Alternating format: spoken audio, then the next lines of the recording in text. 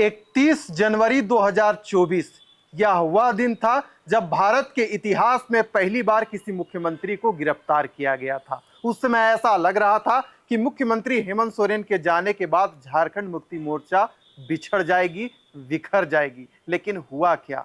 28 जून को मुख्यमंत्री हेमंत सोरेन जेल से बाहर आ गए और बुधवार 2024 सितंबर को मुख्यमंत्री हेमंत सोरेन ने ट्वीट किया और कहा कि मेरा जेल से बाहर आने का जो 100 दिन है वह पूरा हो गया है। राजनीतिक गलियारों में चर्चा हो रही है कि मुख्यमंत्री हेमंत सोरेन जेल का हिसाब लेंगे। हमारे सहयोगी निरंजन जी और उदय जी इस वक्त हमारे साथ मौजूद हैं। मुख्यमंत्री हेमंत सोरेन आज पूछ रहे हैं कि मेरी क्या गलती थी, क्या मैंने लाखों झारखंडियों का जो बिजली बिल है माफ कर दिया, वह मेरी गलती थी? सरना धर्म कोड का जो विषय था उसे विधानसभा से पारित कर दिया, क्या यह मेरी गलती थी? ओबीसी का जो आरक्षण का मुद्दा था उसका बिल मैंने लाया, क्या यह मेरी गलती थी? और इसे लेकर वह निरंतर भारतीय जनता पार्टी को कोस रहे हैं, उन पर आरोप लगा रहे हैं। निरंजन जी, जेल का हिसाब लेंगे मुख्यमंत्री हेमंत सोरेन, राजनीतिक गलियारों में यह विषय गूंज रहा है। विधानसभा चुनाव नजदीक है, तारीख का ऐलान हो चुका है, क्या कहेंगे? विशाल, झारखंड में विधानसभा चुनाव की घोषणा हो गई है जी। और आप देखिए कि राज्य के जो वर्तमान मुख्यमंत्री हैं हेमंत सोरेन, जिस तरह से भारतीय जनता पार्टी पर हमलावर है, जिस तरह से अपने कार्यकाल के दौरान किए गए जो काम है, उन कामों को पूरे झारखंड में घूम घूम करके लोगों को बताने का काम किया उन्होंने, लोगों से गिनाने की काम किया उन्होंने। और सीधे तौर पर आप देखिए कि जब से वो जेल से बाहर आए हैं, 28 जून का वह तारीख था, जेल से बाहर आने के बाद जो है वो सबसे पहले शपथ ग्रहण लेते हैं और शपथ ग्रहण लेने के साथ ही भारतीय जनता पार्टी के ऊपर जो है ताबड़तोड़ उस पर हमला करते हैं। और हमला में एक बात का वो हमेशा जिक्र करते हैं कि मेरी गलती क्या थी। बस मेरी गलती यह थी कि भारतीय जनता पार्टी से हमने 1,36,000 करोड़ जो झारखंडियों का बकाया राशि है, उस बकाया राशि को जब हमने मांगा तो ये लोग हमको जेल में भेज देने का काम किया। लेकिन आप देखिए कि कथित तौर पर बड़गांव अंचल में 8 एकड़ जमीन घोटाले के मामले में जो है हेमंत सोरेन को जेल भेजा गया था। अब उसमें भी जो हाई कोर्ट ने जो है अपनी स्पष्टीकरण देते हुए हेमंत सोरेन को बेल दे दिया। लेकिन जो झारखंड की जो वर्तमान राजनीतिक परिस्थितियां हैं, बिल्कुल जो सियासत है वो यही कह रहा है, राजनीतिक पंडित भी यही कह रहे हैं कि हेमंत सोरेन अपने 5 महीने जो जेल में बिताए हैं, वो 5 महीने जेल में बिताए गए एक एक सेकेंड का बदला जो है इस बार भारतीय जनता पार्टी से लेने के लिए तैयार है और उसी तरीके से वो रणनीति तैयार कर रहे हैं। वो बार बार एक बात कहते हैं कि अगर राज्य के विकास के लिए, अगर युवाओं के भविष्य को संवारने के लिए, अगर उनके उत्थान के लिए अगर मैं गुनाह करता हूं और यह मेरा गुनाह है तो इस गुनाह को मैं बार बार करूंगा और इसके लिए मुझे जो भी करना पड़ेगा उन तमाम गुनाहों को करूंगा, लेकिन अपने झारखंड के विकास के लिए मैं प्रतिबद्ध हूं। और यही कारण है कि झारखंड के जो राजनीतिक पंडित हैं वो ये पंडित बता रहे हैं कि हेमंत सोरेन का जो तेवर है और हेमंत सोरेन जिस तरह से काम कर रहे हैं, खास करके देखिए कि फिलहाल जो मुख्यमंत्री मैया सम्मान योजना उन्होंने लागू किया है, वह मुख्यमंत्री सम्मान योजना, मैया सम्मान योजना से 53 लाख महिलाएं कनेक्ट हुई हैं और सीधा लाभ उन महिलाओं को मिल रहा है। और देखिए कि अब उसकी राशि 1,000 से बढ़ा करके 2,500 रुपया कर दिया गया। तो ऐसे कई बिंदु हैं जिन बिंदुओं को केंद्रित करके झारखंड के राजनीतिक पंडित और सूत्र इस बात को जो है कह रहे हैं और इस पर जो है कहीं ना कहीं मुहर भी लगा रहे हैं कि हेमंत सोरेन जिस तरीके से जाल बिछाए हुए, जिस तरह से रणनीति बना रहे हैं, यह रणनीति यही कह रहा है कि जेल का बदला लेंगे हेमंत। उदय जी, जैसे ही मुख्यमंत्री हेमंत सोरेन जेल से बाहर आते हैं, मैया योजना का सौगात देते हैं, जो कि सभी झारखंड की जो माता बहनें हैं वह बखूबी देख रही है। लेकिन एक बात गौर करने वाली बात है कि जिस प्रकार से झारखंड की राजनीति को काफ़ी करीब से देखा जाए, पहले रघुवर दास ने 5 वर्षों का जो कार्यकाल है वो पूरा किया, मुख्यमंत्री हेमंत सोरेन भी कर देते अगर वह जेल नहीं जाते। इस बात को भी दोहरा रहे हैं कि अगर 2 वर्ष कोरोना काल का निकाल दिया जाए, 3 वर्षों में मैंने वह काम किया जो जन भावनाओं से जुड़ा हुआ था, झारखंड के हित में मैंने फैसला लिया।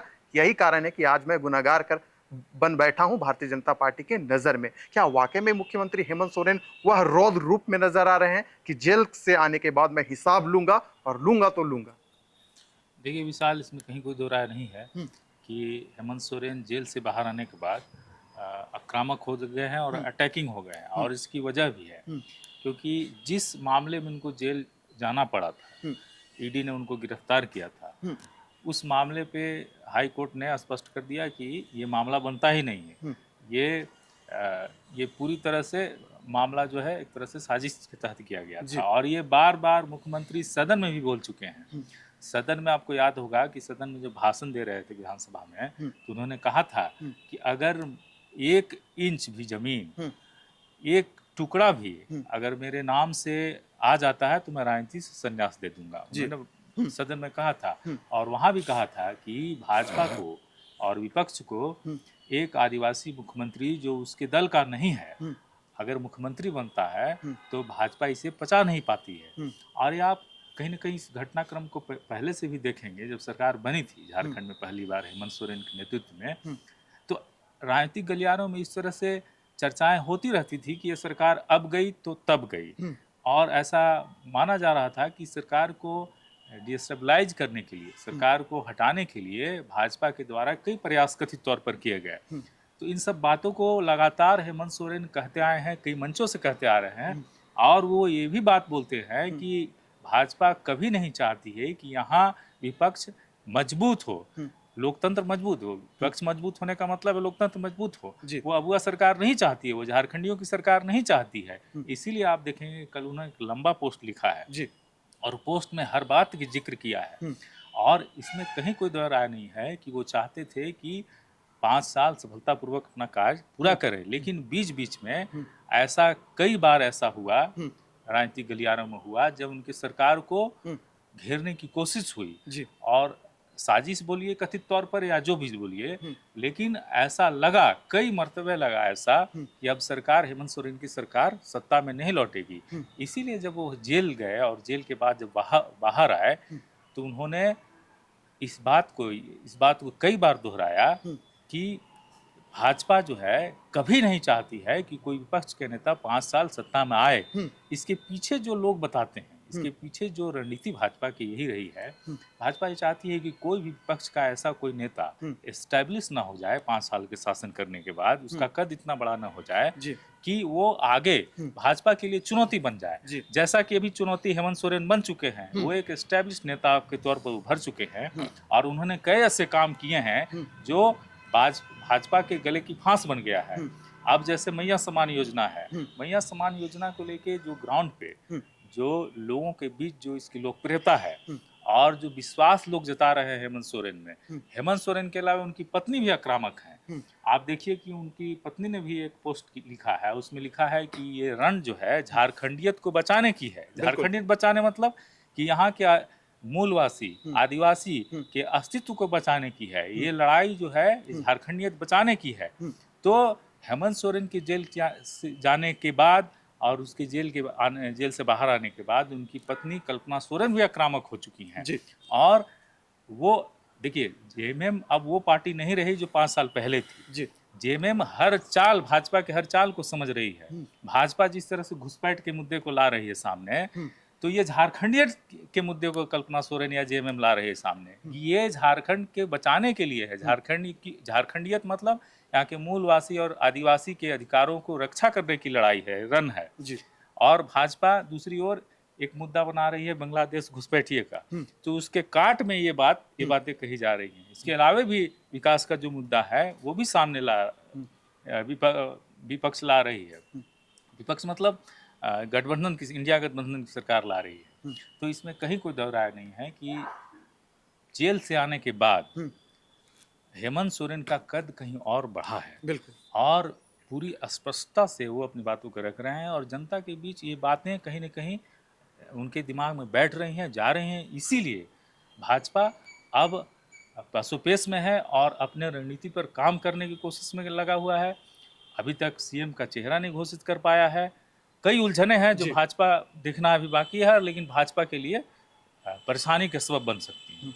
चलिए, जब किसी प्रदेश का मुख्यमंत्री खुद इस बात का जिक्र करता है कि मेरे 100 दिन पूरे हो गए जेल से बाहर आने के बाद, तो कहीं ना कहीं इसके पीछे कोई राजनीति छिपी हुई होती है, कोई नीति छिपी होती है, या तो कहें तो मानवता का दर्द छिपा होता है, जो कि मुख्यमंत्री हेमंत सोरेन इसे लेकर प्रकट कर रहे हैं। झारखंड में विधानसभा चुनाव का तारीख का ऐलान तो हो चुका है और बखूबी भारतीय जनता पार्टी यह जानती है कि हेमंत सोरेन का जो कद है वह काफी बढ़ चुका है। झारखंड का जो जनमानस है उसके अंदर मुख्यमंत्री हेमंत सोरेन का चेहरा घुस चुका है और यह आसानी से निकलेगा नहीं। यही कारण है कि मुख्यमंत्री हेमंत सोरेन जो उनके साथ जो आप बीती हुई है उसे कभी एक्स पोस्ट के माध्यम से उसे प्रदर्शित करते हैं, तो कभी सोशल मीडिया में आकर ऐसे बयान दे जाते हैं जिसे लेकर भारतीय जनता पार्टी को कहीं ना कहीं नुकसान होता दिखता है। निरंजन जी, मुख्यमंत्री हेमंत सोरेन की चाल ढाल, ऐलान और रणनीति भारतीय जनता पार्टी पर भारी पड़ेगी, इस पे कोई दो मत नहीं है।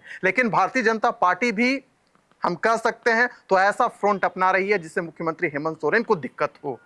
लेकिन चुनाव अब नजदीक है, रण और रणनीति सज चुकी है, अब केवल काम करना है, प्रचार प्रसार करना है। ऐसे में मुख्यमंत्री हेमंत सोरेन कहां खड़े हैं, कैसे जेल का हिसाब लेंगे?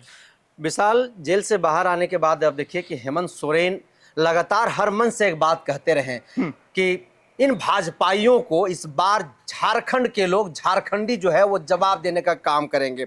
और भाजपा को क्या लगता था कि हेमंत को झुका देंगे ये लोग और हेमंत झुक जाएगा, हर मन से ये बात हेमंत सोरेन कहा करते थे।